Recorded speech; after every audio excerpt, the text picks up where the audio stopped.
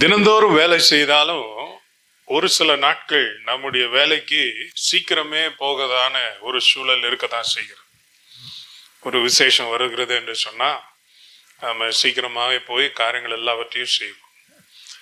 அதே நாளில் வேலையெல்லாம் முடிச்சா வழக்கமாக முடிகிற நேரத்தை விட கொஞ்சம் எக்ஸ்ட்ரா நேரம் ஆயிரும். இப்போ இந்த எக்ஸ்ட்ரா நேரம் ஆன உடனே நமக்கு என்ன தோணும், சரி வந்தோம், காலையிலேருந்து இவ்வளோ பிரயாசம் எடுத்தோம், இதை செஞ்சோம் அதை செஞ்சோம், இப்போ எல்லாம் முடிஞ்சிச்சு, இப்போ என்ன செய்வோம், நேராக வீட்டுக்கு போவோன்னு சொல்லி எல்லாம் முடிச்சுட்டு போகிற நேரத்தில் உங்கள் பாஸ் ஃபோன் பண்ணி இங்கே வாங்க, இன்னும் ஒரு வேலை இருக்குது முடிச்சுட்டு போங்கன்னு சொன்னால் எத்தனை பேர் அல்லேலூயான்னு சொல்லிட்டு போவீங்க? என்ன சொல்ல வரோம், அப்பா ஆளை விடுங்கயான்னு சொல்ற நேரத்தில் திரும்ப கூப்பிட்டு முதல்ல இருந்து ஒரு வேலையை கொடுத்தீங்கன்னா எப்படி அதை சந்தோஷமா செய்ய முடியும்? உடனே சரீரம் சொல்லும், என்ன சொல்லும், படுக்கலான்னு பார்த்தா இப்படி பிடிச்சி போட்டாங்களே. மைண்டு சொல்லும், ஒண்ணுமே ஓட மாட்டேங்குதே. அந்த மாதிரி ஒரு நாள் தான் இயேசுவோடு ஊழியத்துக்கு போனா அவர் எப்ப ஆரம்பிப்பாரு எப்ப நிப்பாட்டுவாருன்னே தெரியாது. படிச்சு பார்த்துருக்கீங்களா? சுவிசேஷ புத்தகத்துல நைட்டு கொஞ்சம் ஃப்ரீயா இருப்பாருன்னா அவரு நைட்டு போய் ஜோம் பண்ணிக்கிட்டு இருப்பார். சரி, நைட்டு தான் ஜோம் பண்ணாரு, இப்ப காலையில லேட்டா எழும்புவாருன்னு பார்த்துட்டு காலையில லேட்டா எழும்புனா காலையில அவர் தனியா கிளம்பி வேற எங்கேயோ போய் ஜோம் பண்ணிக்கிட்டே தான் இருப்பார். சரி, இந்த ஊருக்கு வந்தோம், இங்க நம்ம இப்படி இருப்பானா, இல்ல இல்ல அந்த ஊருக்கு போவோம் பார். சரி, அந்த ஊருக்கு போவோம்னு பார்த்து வர்ற போற எல்லாரையும் நிப்பாட்டி நிப்பாட்டி நிப்பாட்டி இவங்களுக்கு இது அவங்களுக்கு அது அவங்களுக்கு இது இப்படி இப்படின்னு செஞ்சுட்டேன். இந்த வண்டி ஓட்டுறவங்களுக்கு தெரியும், ஒரு இடத்துல இருந்து இன்னொரு இடத்துக்கு போகணும்னு சொன்னா வண்டி ஓட்டுற ஆளுக்கு மைண்ட்ல எப்படி இருக்கும், இங்க ஆரம்பிச்சோம் அங்க போய் வண்டியை நிப்பாட்டணும். ஒவ்வொரு 10 நிமிஷத்துக்கும் கூட வரவங்க இன்னும் கொஞ்சம் நிறுத்துங்க, கொஞ்சம் நிப்பாட்டுங்க நிப்பாட்டுங்கன்னு சொன்னா ஓட்டுற ஆளுக்கு எப்படி இருக்கும் சொல்லுங்க? இந்த பக்கம் தான் கேட்கணும், அது இந்த பக்கம் கேட்கக்கூடாது, கட்டியா இருக்கும்ல.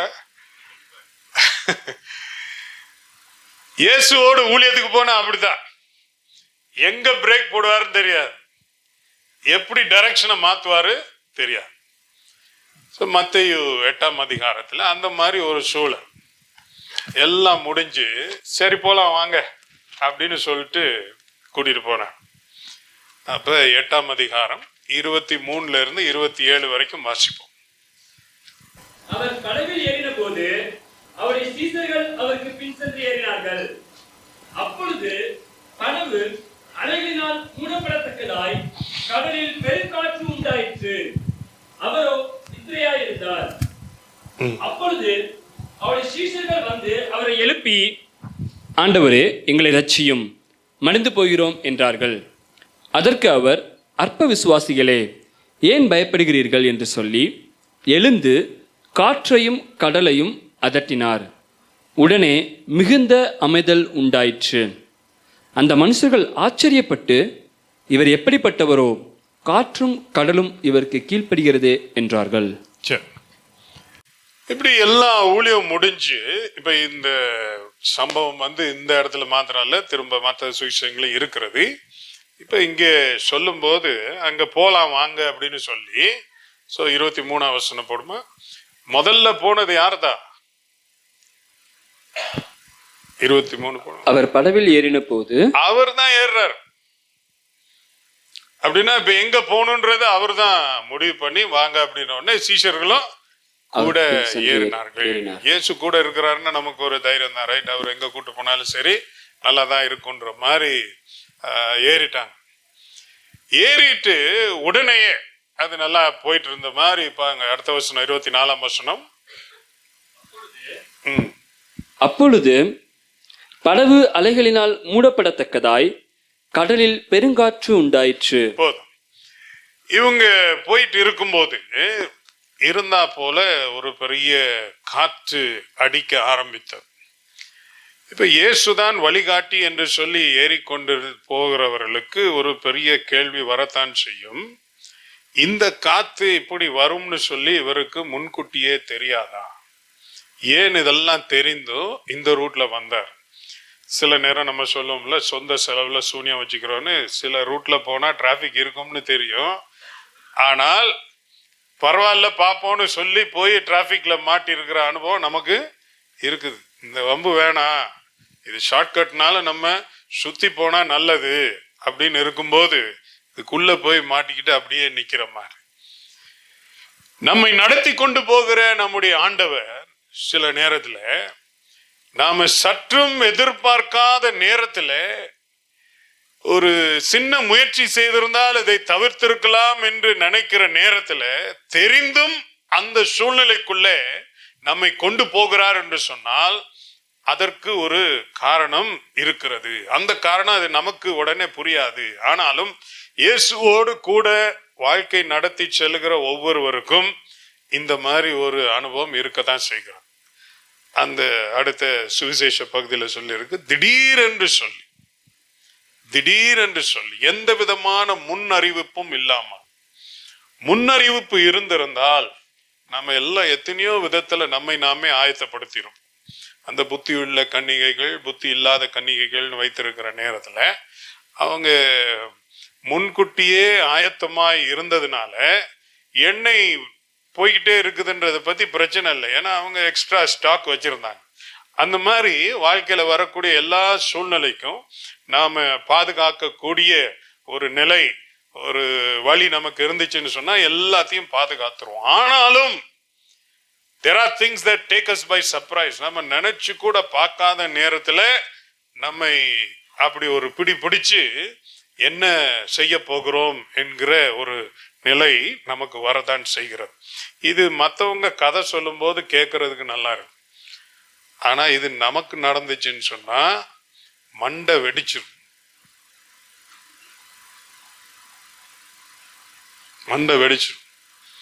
இங்க அந்த பெரிய பிரச்சனை என்ன அப்படின்னா, கடல்ல நடுவுல மாட்டிக்கிட்டா என்ன செய்ய முடியாது, எங்கேயும் போக முடியாது. அதான் சில நேரம் ஜோக்ல சொல்லுவாங்க, ஃப்ளைட்ல மேல போயிட்டு இருக்கும்போது நல்லா தான் இருக்கும், எனக்கு பிடிக்கல என்ன இறக்கி விடுங்க நான் வீட்டுக்கு போறேன்னு சொன்னா எங்க இறங்குற. அந்த மாதிரிதான் இது போய் மாட்டிக்கிட்டாச்சு. இதுல இருந்து எங்கேயுமே அசைய முடியாத ஒரு சூழல். இந்த கால வேளையில நீங்க இந்த மாதிரி எதுல மாட்டிட்டு இருக்கிறீங்கன்றது தெரியல, ஆனா கர்த்தருக்கு தெரியும். அப்போ ஒரு பெருங்காற்று உண்டாயிற்று என்று சொல்லியிருக்கிறார். இது செய்ஸ்மோஸ்ன்னு சொல்லி கிரேக்க வார்த்தையை பார்க்கும்போது ஒரு பொதுவான வார்த்தை என்ன கொடுக்கப்பட்டிருக்கு. அந்த பொதுவான வார்த்தையினுடைய அர்த்தம் என்ன அப்படின்னு சொன்னா அதிரத்தக்கது. அது அந்த பூமி அதிர்ச்சிக்கும் அதே வார்த்தை தான் யூஸ் பண்ணுவாங்க. அப்போ சமீபத்தில் பிலிப்பீன்ஸில் நடந்ததை நீங்கள் ஒருவேளை வீடியோ கிளிப்லாம் பார்த்துருப்பீங்க. என்ன சாதாரணமாக பிரிட்ஜில் தான் போகிறாங்க, ஆனால் அந்த பிரிட்ஜே அப்படி ஆடும்போது பைக் ஆடுது, கார் ஆடுது, லாரி ஆடுது, எல்லாமே ஆடுது. இப்போ எந்த இடத்துல இறங்கி நிற்கிறதுன்றது தெரியாது. ஸோ நமக்கு அது பழக்கம் இல்லை. ஏன்னா நமக்கும் பூமி அதிர்ச்சிக்கும் கர்த்தருடைய கிருபையினால ஒரு சம்மந்தமும் இல்லாமல் இருக்கிறது. ஆனால் அங்கே இருக்கிறவங்கெல்லாம் சொல்லுவாங்க, நம்ம நடந்துடலாம், இது ஒன்றும் இல்லை, இங்கேருந்து அங்கே போயிடலான்னு தோணும். ஆனால் அது அப்படி ஆட்டுற நேரத்தில் 4 ஸ்டெப் எடுத்து வைக்க முடியாது. கற்பனை பண்ணி பாருங்க, பில்டிங் ஆடுது, இதுதான் கதவு, நடந்து போயிடலாம்.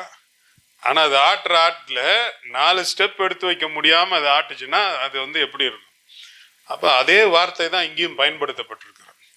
அப்போ அந்த ஆட்டும்போது எதையுமே ஒரு கட்டுப்பாட்டுக்குள்ள கொண்டு வர முடியாது. ஸோ நீங்கள் வீடியோ கிளிப்பிங் பார்க்குற ஆளாக இருந்தால் சில நேரம் அந்த பைக்கில் வேகமாக போயிட்டு அந்த கண்ட்ரோல் லூஸ் பண்ண உடனே அந்த பைக் ஒரு மாதிரி இப்படி போகும். அப்போ அதே பைக் தான், அவங்க தான் ஸ்டார்ட் பண்ணாங்க, எல்லாம் போனாங்க.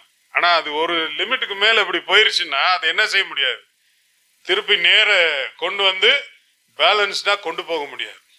அப்போ பைக்கு ஹேண்டில் இருக்கு, ஆனால் போட்டுக்கு அது இல்லை.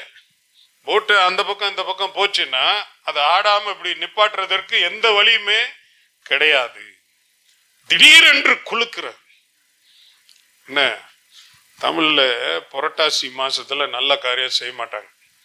எத்தனை பேருக்கு புரட்டாசி மாசம் எல்லாம் தெரியும் தெரியல, நீங்களாம் பெங்களூர் ஆளுங்க, தமிழ் மாசம் என்னன்னு தெரியாது.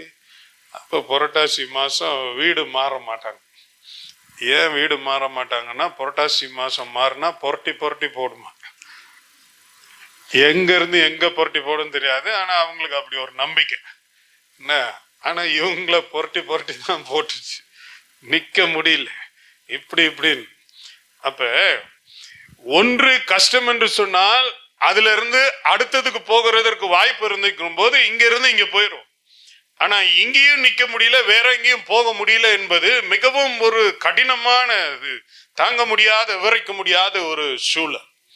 இப்போ வாழ்க்கையில நமக்கு வேலையை கத்தர் கொடுத்திருக்கிறார், குடும்பத்தை கொடுத்திருக்கிறார், வீட்டை கொடுத்திருக்கிறார், நல்ல சரீரத்தை கொடுத்திருக்கிறார், சுகத்தை கொடுத்திருக்கிறார். இது ஒரு இடத்துல நமக்கு குறை வரும்போது, அந்த இடத்துல வேலை செய்யும் போது நமக்கு உடம்பு சரியில்லாம போச்சுன்னா வீட்டில் வந்து படுத்துக்குவோம். சரி, வீட்டில் தான் வசதி இல்லை, ரொம்ப முடியாம போச்சுன்னா ஆஸ்பத்திரியில் போய் படுத்துக்குவோம். இப்படி போறதுக்கு எங்கேயுமே இல்லைன்னு சொன்னா என்ன ஆகும்? அந்த மாதிரி ஒரு சூழல். அப்ப இதற்கு மத்தியில கூட இருக்கிறது யார்? இயேசு. இயேசு. அப்போ ஒருவேளை இன்னைக்கு இருக்கிற மாதிரி அன்னைக்கு மொபைல் போன் இருந்துச்சுன்னு வச்சுக்கோங்க, உடனே ஃப்ரெண்ட்ஸுக்கு கால் போடுவாங்க, ஐயோ இங்க நாங்க ஒரு பெரிய சிக்கல்ல மாட்டிட்டு இருக்கிறோம் அப்படின்னு. அங்க இருக்கிறவங்க ஃப்ரெண்ட்ஸுக்கு ஃபோன் பண்ணாங்கன்னா அந்த சைட்ல இருக்கிற ஃப்ரெண்ட்ஸ் முதல் கேள்வி என்ன கேட்பாங்க?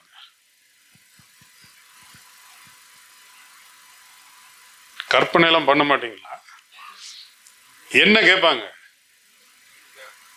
எங்க இருக்கிறீங்க, எங்க போறீங்க, யார் உங்களை கூட்டு போனா? அடுத்த முக்கியமான கேள்வி, உங்களை கூட்டு போனாரு ஒருத்தர், அவரு எங்க, என்ன பண்றாரு?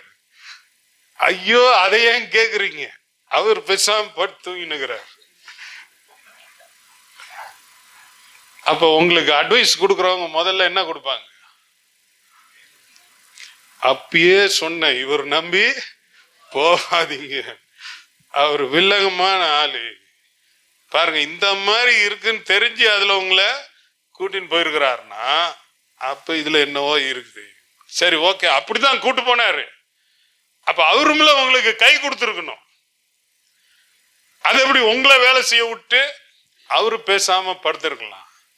சரி, இவ்வளவு நடக்குது, நமக்கு கால் போடுறீங்க, அவர் எதுக்கு விட்டு வச்சீங்க? விட்டாதீங்க, எழுப்புங்க, அவர் என்னன்னு கேளுங்க அப்படின்னு.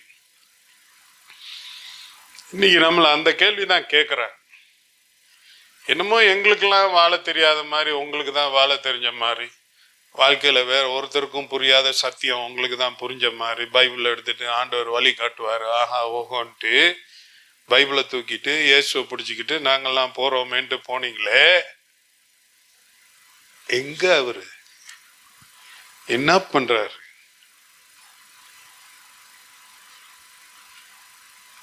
அவரை நம்பி போகும்போது ஏன் ஆடுது? ஏன் நீங்க ஸ்டெடியா இல்ல? நாங்கெல்லாம் ஸ்டெடியா இருக்கிறோமே கடற்கரையில. நீங்க தானே வழிய கடலுக்கு உள்ள போனீங்க, இப்ப மாட்டிக்கிட்டு இருக்கிறீங்கல்ல. பார்க்கிறவர்கள் இந்த கேள்விதான் நம்மளை கேட்பாங்க, இந்த கேள்விதான் நம்மளை கேட்பாங்க. இன்னைக்கு ஒருவேளை உங்களை அப்படி கேட்டுட்டு இருக்கிறாங்களோ தெரியாது. இதெல்லாம் வேணாம் விட்டுருன்னு சொல்லும் போது நீ தானே ஏசு ஏசுன்னு போன, இப்போ உனக்கு இவ்வளோ கஷ்டம் வருது, இப்படி வருது, தூக்கி தூக்கி போடுது, புரட்டி புரட்டி போடுது, வாழ்க்கை உன்னை இப்படி ஆட்டுது, நீ இப்போ மாட்டிட்டு முழிக்கிற, யார் உனக்கு உதவி செய்யறா? யாருமே உனக்கு இல்லையே. அந்த கேள்விதான் கேட்க தோணும். தெரிந்தே தெரிந்தே கர்த்தர் நம்மை பல சூழ்நிலைகளுக்குள்ளே அழைத்து செல்லுகிறான். காரணம் என்னன்னா, நம்ம இங்க இருக்கிற நேரத்துல, இங்க இந்த நேரத்துலயும் கூட எங்கேயோ ஒரு இடத்துல காத்து அடிச்சுக்கிட்டு தான் இருக்கு, கொந்தளிப்புலாம் ஏற்பட்டிருக்கு. அப்ப பூமி என்றாலே அப்படித்தான். ஆனா பூமிக்குள்ள இந்த கொந்தளிப்புகளுக்குள்ளே கர்த்தர் எவ்விதமாக நம்மை நடத்துகிறார் என்பதை சில நேரத்துல புரிய வைக்கணும். பாருங்க, அவரு அந்த 8ஆம் அதிகாரத்தை வாசிச்சு பாத்தீங்கன்னா அற்புதமா செய்யறாரு, போதிக்கிறாரு. அப்ப இந்த இடத்துலயும் சில போதனையை செய்திருக்கலாம். ஆனா போதித்து புரிய வைக்கிற சில உண்மைகள் உண்டு, அனுபவிக்க வைத்து புரிய வைக்கிற உண்மைகள் வேற உண்டு. நேத்து பக்கத்து வீட்டு புள்ள வீட்டுக்கு வந்தா, நர்சிங் படிச்சிட்டு இருக்கிறான். சரியா, நர்சிங் படிச்சிட்டு இருக்கிற நேரத்தில் அவளை இந்த பிரசவம் பார்க்குற அந்த டிபார்ட்மெண்ட்ல கொஞ்ச நாளா பொறுப்பா போட்டிருக்கிறாங்க. அங்கே போய் நடக்கிற பிரசவத்தை எல்லாத்தையும் நேரம் பார்த்த உடனே அம்மாவுக்கு ஃபோன் பண்ணி கேட்டிருக்கிறா, இவ்வளோ கஷ்டப்பட்டு தான் என்ன பெத்தீங்களா? அப்ப இத்தனை நாள் என்ன தெரியல, புள்ளனா அப்படி அங்க உள்ள போய் பாக்கெட்ல இருந்து இப்படி எடுத்து கொடுக்குற மாதிரி நினைச்சிட்டு இருக்கிறான். இப்ப பார்த்த உடனே நம்மளை பெத்தெடுக்கிறதுக்கு அம்மா இவ்வளோ கஷ்டப்பட்டு இருக்கிறாங்க. இது பார்த்ததுனால இன்னும் பிள்ளை வைக்கும்போது தான் அதுல இருக்கிறதான கஷ்டம் தெரியும். அது மாதிரி சில பாடங்களை நேரடியாகத்தான் கர்த்தர் நமக்கு சொல்லிக் கொடுக்க விரும்புகிறார். அப்ப இவங்க தங்களால் ஆன எல்லாவற்றையும் செய்து பார்த்தாங்க. அந்த தங்களால் ஆன எல்லாவற்றையும் செய்கிறதுல தவறு இல்லை. ஏனென்றால் ஆண்டவர் நமக்கு வாய்ப்புகளை கொடுத்திருக்கிறார், உதவிகளையும் கொடுத்திருக்கிறார். ஆனாலும் அதுல மிக முக்கியமான உண்மை என்ன, ஒரு சில நேரங்களில் எத்தனை உதவிகள் இருந்தாலும் அது போதாது என்கிற ஒரு நிலை வரும். இதற்கு மிஞ்சி ஒன்றும் முடியல. இந்த வார்த்தை பெரிய பெரிய ஆளுங்களும் சொல்லியிருக்கிறாங்க. அப்ப நம்ம இந்த சீஷர்கள் தான் இப்படி, அப்ப மற்றவங்கலாம் பரவாயில்லன்னு. இல்லை இல்லை இல்லை, வாசிப்போம் இன்னொரு வசனம், 2 கொரிந்தியர் 1 அதிகாரம் 9 வசனம். 2 கொரிந்தியர் 1:9. நாங்கள் எங்கள் மேல் நம்பிக்கையாயிராமல் மரித்தோரை எழுப்புகிற தேவன் மேல் நம்பிக்கையாய் இருக்கத்தக்கதாக மரணம் வரும் என்று நாங்கள் எங்களுக்குள்ளே நிச்சயித்திருந்தோம். மரணம் வரும் என்று நாங்கள் எங்களுக்குள்ளே நிச்சயித்திருந்தோம். அப்படின்னா என்ன அர்த்தம்? நாங்க முடிவே பண்ணிட்டோம், செத்துட்டோம். இது எழுதுறது யாரு? பவுல் அப்போஸ்தலன். அவரு எவ்வளவு பெரிய ஆளு, அவ்வளவு பெரிய ஆள் தான். ஆனா ஒரு நேரத்துல என்ன முடிவு பண்ணாரு? செத்துட்டோம். இன்னைக்கு நமக்கும் வாழ்க்கையில பல காரியங்களில இந்த ஒரு அனுபவம் வரும்.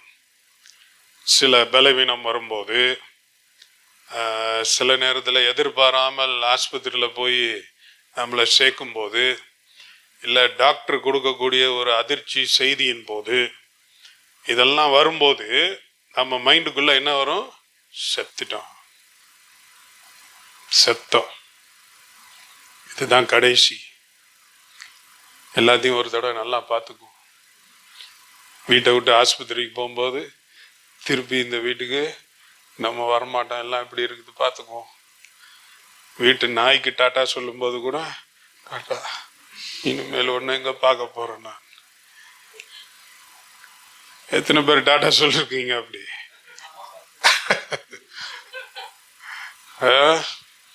அவ்வளோ சொல்றான், நாங்க முடிவே பண்ணிட்டோம், செத்தண்டா சாமி அப்படின்னு. இதே அனுபவம் தான் அந்த சீஷர்களுக்கு வந்துச்சு. அப்ப நீச்சல், இந்த முயற்சி, இதெல்லாம் ஓரளவுக்கு கை கொடுக்கும். அவங்க எல்லாமே மீன் பிடிக்கிறவங்க, அவங்களுக்கு ஒன்றும் நீச்சல்லாம் ஒரு பெரிய பிரச்சனை கிடையாது. ஆனாலும் கூட ஒரு ஆள் எவ்வளோ நேரம் நீந்த முடியும்? என்ன, அடுத்தது இந்த உடல் எந்த அளவுக்கு தண்ணியை தாங்கும்? கொஞ்ச நேரம் தாங்கும், தண்ணியிலேயே நம்ம இருந்தோம்னா தாங்கும். ஆனா ஒரு நேரத்துக்கு அப்புறம் தண்ணி அதிகம் ஆக ஆக உடம்புல இருக்கிற சூடு குறைய குறைய, நமக்கு இருக்கிற பலன் குறைய குறைய நம்மளால நீச்சல் ஒன்றும் செய்ய முடியாது. அதுவும் இல்லாம ரொம்ப முயற்சி பண்ணி ஏற்கனவே டயர்டாயிட்டா, டயர்டா இருக்கிற நேரத்துல இன்னும் போய் நீச்சல் அடிக்கிறதுக்கு வாய்ப்பு இல்லை. ஆகவேதான் அவர்கள் எல்லாம் நினைச்சாங்க நம்ம செத்துட்டோம் அப்படின்னு சொல்லி. அப்ப இயேசு இடத்துல போய் சொல்றான். அந்த வசனத்தை திருப்பி போயிடுவோம். 24 வசனம். அவரோ நித்திரையா இருந்தார். அடுத்த வசனம்.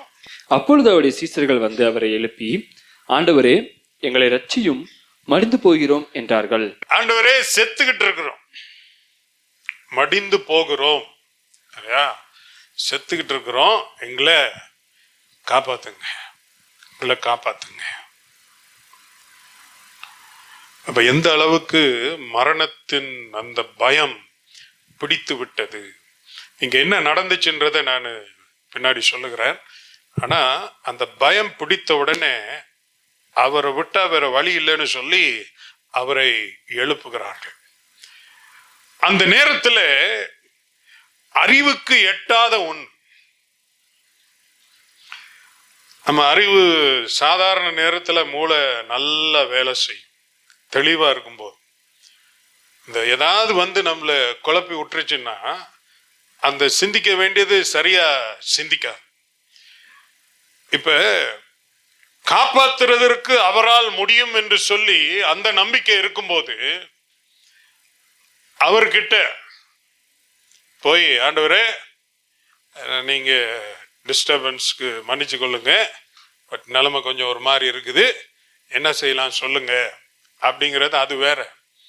ஆனா நம்ம செத்தோம். அப்ப அப்ப வீல யாரெல்லாம் இருக்கிறா? யாரெல்லாம் இருக்கிறா? நம்ம நீங்க இப்ப தூங்கிட்டே இருந்தீங்கன்னா நீங்க முழிக்க மாட்டீங்க, நாங்களும் செத்துருவோம், எல்லாரும் சேர்ந்து செத்துருவோம். அந்த சின்ன ஒரு லாஸ் ஆஃப் பேலன்ஸ் என்ன அப்படின்னு பாத்தீங்கன்னா, பயம், விசுவாசம், இந்த ரெண்டுக்கும் இடையில இருக்கிறதான அந்த இழுபறி, ஒரு டென்ஷன். பயத்துக்கு இடம் கொடுப்பதா இல்ல இது ஒன்னும் செய்ய முடியாது என்கிற ஒரு விசுவாசத்திற்கு இடம் கொடுப்பதா என்று சொல்லி வரும்போது அதுல மாட்டிக்கிட்டு இருக்கிறவங்க அப்படியே அவங்கள அறியாம பயத்தின் பக்கம் போகிறாங்க. ஏன்னா கண்ணால் பார்க்கக்கூடிய காட்சியை மறைக்க முடியல. சில நேரம் அதான் சொல்லுவோம்ல, இந்த பயங்கரமான சம்பவங்கள் நடக்கும்போது கூட சின்ன பிள்ளைங்க இருந்தா அம்மா மாதிரி செய்யற முதல் வேலை என்ன? புல்ல கண்ணை மூடிடுவாங்க. இதை நீ என்ன செய்யக்கூடாது, பார்க்க கூடாது. அந்த கண்ணால பார்க்கிறத அப்படியே மறைச்சிட்டு இதற்கும் மேல ஒரு உண்மை இருக்கிறது என்று பார்க்க தோணுகிறது தான் விசுவாசம். அது பயிற்சியில தான் வரும், இது உடனடியாக வராது. சர்ச்சுக்கு வரும்போது நான் கொஞ்சம் விசுவாசத்தை வாங்கி அப்படியே என் நெஞ்சுக்குள்ள அப்படியே ஸ்டஃப் பண்ணி வச்சுட்டு நான் போயிட்டு தைரியமா நிக்கிறேன்னு சொன்னா அப்படி இல்லை. நாம நம்புவதற்கு வாய்ப்பே இல்லை என்கிற இடத்துல அதை பார்க்க மறுத்து நான் அறிந்து கொண்ட உண்மை என்னவோ அதை நான் பிடித்து கொண்டு அதை பார்க்கிற நேரத்துல தான் இந்த காட்சியுடைய வலிமை குறையும். அப்ப இயேசு அங்கே இருக்கிறார். இவர் இருக்கிற வரைக்கும் என்னை யாரும் ஒன்றும் செய்ய முடியாது என்கிற அந்த எண்ணத்துல, ஆண்டவரே எழும்புங்க, இது கொஞ்சம் ஒரு மாதிரி இருக்கிறது, நாம என்ன செய்யலான்றத கொஞ்சம் யோசிப்போன்றது வேற. ஆனா நாம எல்லாம் சாக போறோம்ன்ற ஒரு முடிவுக்கு வந்துட்டது வேற.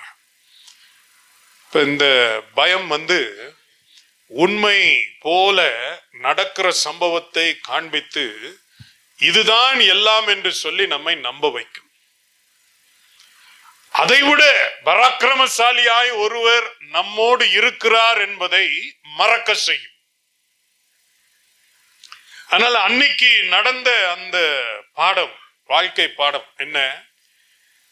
விசுவாசத்தை பிடித்து கொண்டு பயத்தை விரட்ட போகிறாயா, இல்லாவிட்டா பயத்துக்கு இடம் கொடுத்து விசுவாசத்தை விட்டுற போறியா? அவங்க என்னதான் செஞ்சாங்க? பயத்துக்கு தான் இடம் கொடுத்தாங்க. அதனால மடிந்து போகிறோம் என்றார்கள். சொன்ன உடனே அடுத்த வசனம் இயேசு என்ன கேட்கிறார்? வாசிங்க. அற்ப விசுவாசிகளே, ஏன் பயப்படுகிறீர்கள் என்று சொல்லி போதும். அவர் கேட்கிறார், ஏன் பயப்படுறீங்க? ஏன் பயப்படுறீங்க? அப்ப என்ன அவங்களுக்கு பதில் சொல்ல விட்டுருந்தா அவங்க சொல்லியிருப்பாங்க, ஆண்டவரே ஏன் பயப்படுறீங்கன்னு நீங்க இப்படி கேட்குறீங்க, எப்படி ஆண்டவரே நீங்க கேட்க முடியும்? நாங்கள்லாம் படகுலயே பிறந்து வளர்ந்தவங்க, ஆனா எங்களால ஒன்றும் செய்ய முடியல. எங்களால் முடிஞ்சது எல்லாத்தையும் நாங்கள் செஞ்சு பார்த்துட்டோம். ரெண்டாவது, இந்த காற்று, நான் சொன்னேன்ல, அந்த வார்த்தை கொடுக்கப்பட்டிருக்கிறது பூமி அதிர்ச்சிக்கு சொல்ற அதே வார்த்தை. அப்படி போட்டு எங்களை ஆட்டுற நேரத்தில் இது எப்படி இல்லைன்ற மாதிரி நாங்கள் நடக்க முடியும்?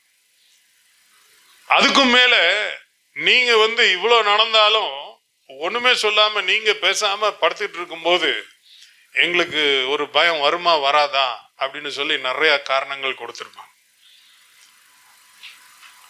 இன்னைக்கு நம்முடைய பயத்துக்கு காரணம் கேட்டா உங்களை எல்லாருக்கும் நிறைய பயம் இருக்கும். எதிர்காலம், சுகம், வருமானம், உறவு, குடும்பம், இது எல்லாத்தையும் நினைச்சு ஒரு பயம் இருக்கும். சில நேரத்தில் வீடு கட்டிட்டோம் போயிட்டோம், இந்த லோனை எப்படி கட்டி முடிக்க போறோம். சில நேரத்தில் அதெல்லாம் முடிச்சாச்சு, ஆனால் அந்த வீட்டு டாக்குமெண்ட்ல ஒரு பிரச்சனை, இது எப்படி முடியும்?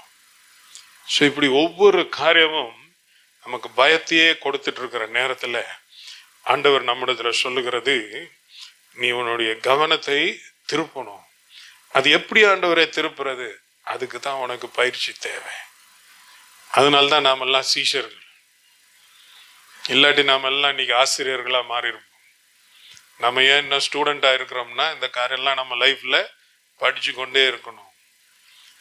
அப்ப சொல்லிட்டு எழும்பி என்ன செய்தாரு? காற்றையும் கடலையும் அதட்டினார்.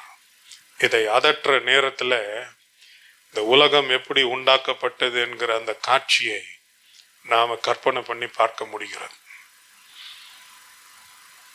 வார்த்தையினாலே உண்டாக்கினார்.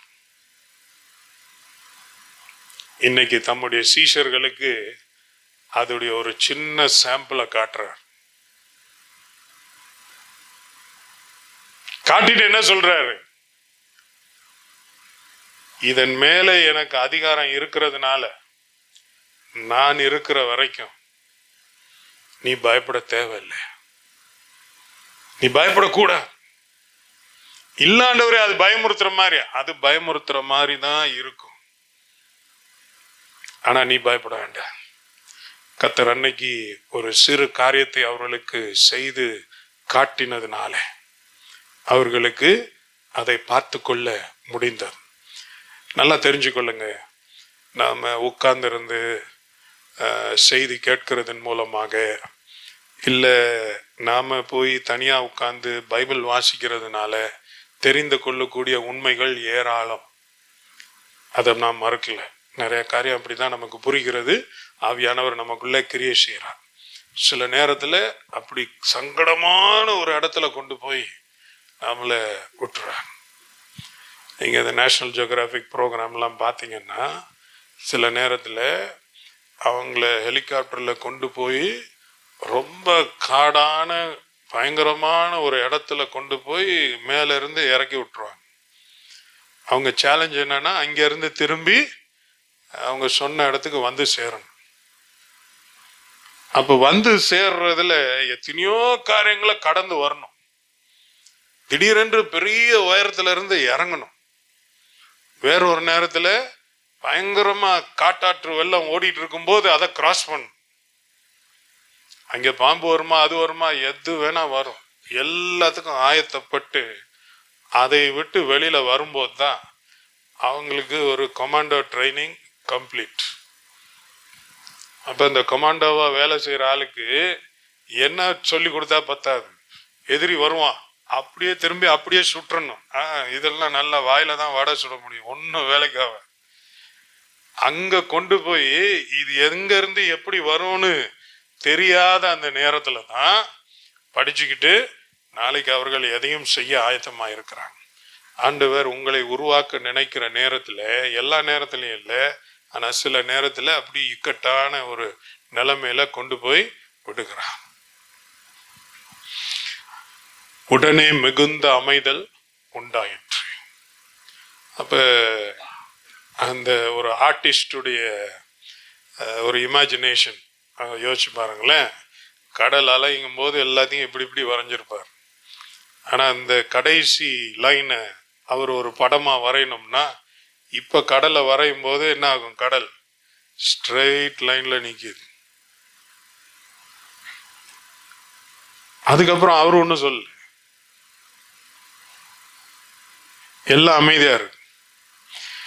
உங்களுக்கு தெரியும் தானே, ட்ரெயின்ல ஒரு 15-20 மணி நேரம் பிரயாணம் பண்ணிட்டு போயிட்டு நம்ம ஸ்டேஷன்ல இறங்கின உடனே நம்ம உடம்பு எப்படி இருக்கும்? அப்படியே ஒரு மாதிரி ஆடிக்கிட்டே இருக்கும். அந்த மாதிரி இவ்வளவு நேரம் படகுல அப்படி இப்படி ஆடிக்கிட்டு இருந்த ஆளுங்க இப்ப எல்லாம் என்ன ஆயிடுச்சு? அமைதி ஆயிடுச்சு. அடுத்த வசனம் 27. இவர் எப்படிப்பட்டவரோ, காற்றும் கடலும் இவருக்கு கீழ்ப்படுகிறதே என்றார்கள். சரி, இப்ப அவரும் அமைதி ஆயிட்டார். சொல்லிட்டு அவரு பேசாம போய் உட்கார்ந்துட்டார். எல்லாத்தையும் பாக்குறாங்க. 2 நிமிஷத்துக்கு முன்னாடி இதே கடல் தான் நம்மள அந்த மிரட்டுச்சு. எல்லாம் முடிஞ்சிச்சுன்னு நம்ம யோசிக்க செஞ்சுச்சு.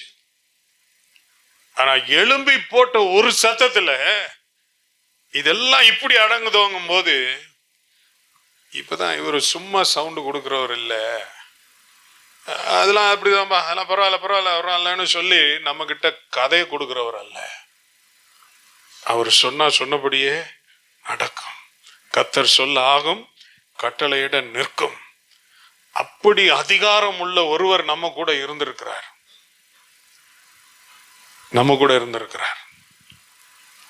நமக்கு தான் இது தெரியலன்னு சொல்லி என்ன சொல்றதுன்னு தெரியல. அப்படி பார்த்துட்டு இருக்கிறாங்க. இப்ப முதல்ல என்ன கேட்டாங்க? நாங்க எல்லாம் மடிந்து போகிறோமோ, உங்களுக்கு என்ன இல்லையா? அந்த வசனம் திருப்பி வாசிங்க.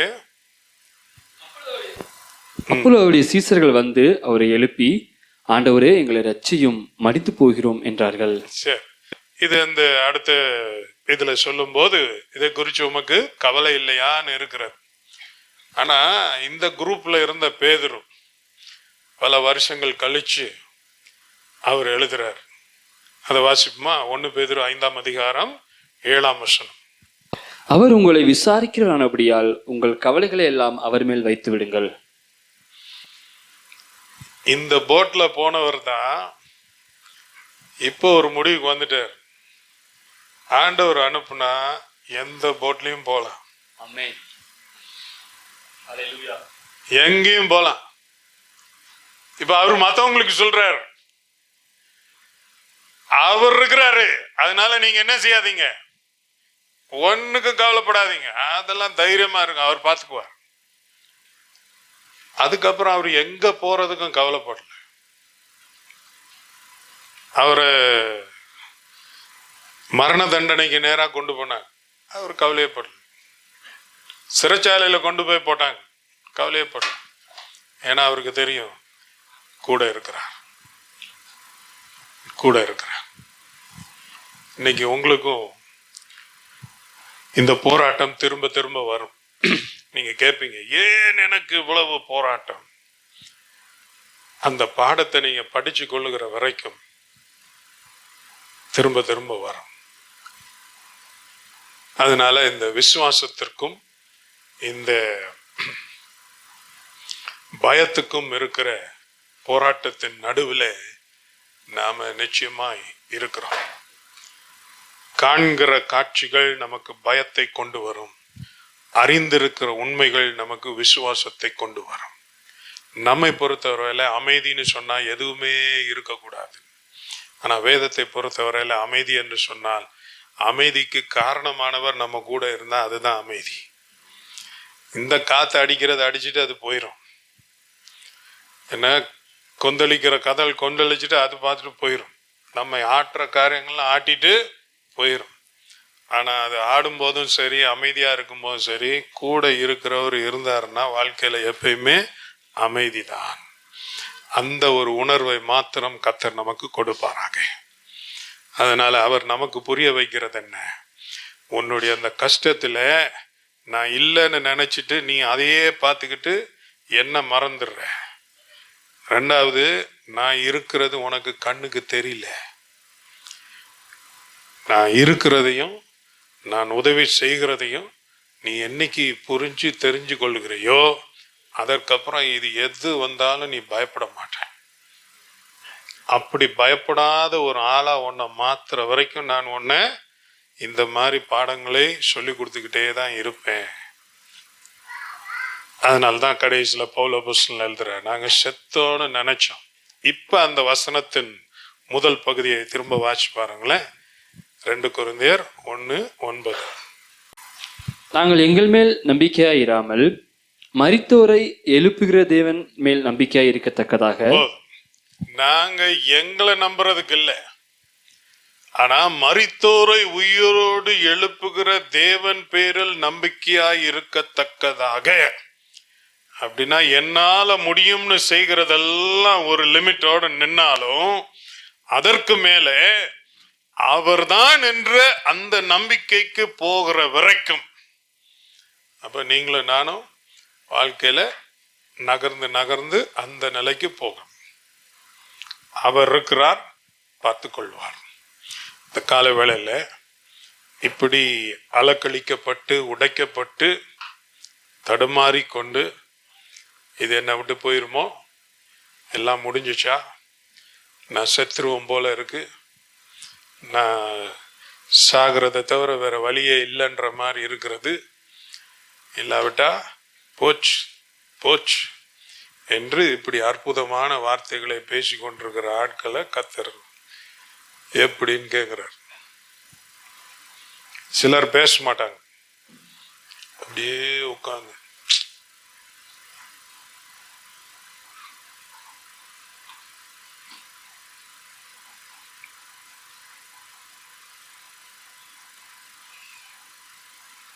சொல்ற, கண்ணை மூடு. இதெல்லாம் இப்படி வருது இல்ல, நீ ஏன் அதை பார்க்கற? நான் உன்னோடு இருக்கிறேன், கண்ணுக்கு தெரியும். அதனால சொல்லுங்க, ஆண்டவரே உண்மை அதுதான். தாய் உன்னை மறந்தாலும் நான் உன்னை மறப்பதில்லைன்னு சொன்னேன், அதுதானே உண்மை. ஆனா ஏன் எனக்கு அதை நம்ப முடியல? ஏன் அது என் வாழ்க்கையில உண்மை இல்லை? ஏன் எனக்கு இப்படிலாம் நடக்குது என்று சொல்லுகிற ஒவ்வொருவரையும் கர்த்தர் தொட்டு,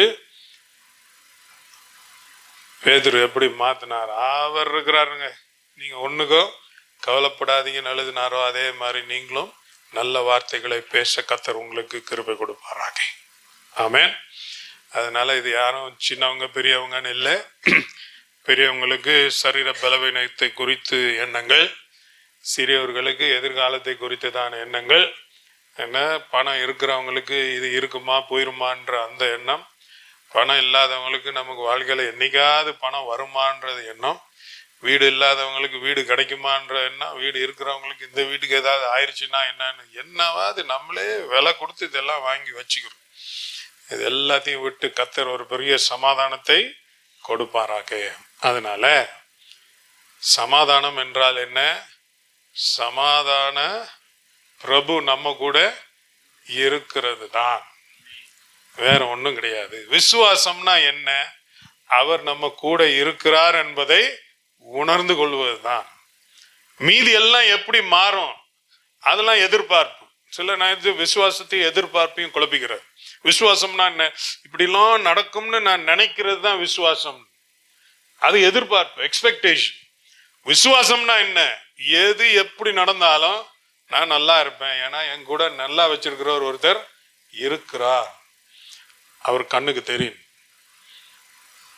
இன்னைக்கு வீட்டுக்கு போய் கண்ணை மூடி நல்லா ஜெபம் பண்ணி, இவ்வளோ குழப்பத்தின் மத்தியில என் ஆண்டவர் எங்க இருக்கிறார்னா கூட தான் இருக்கிறார்.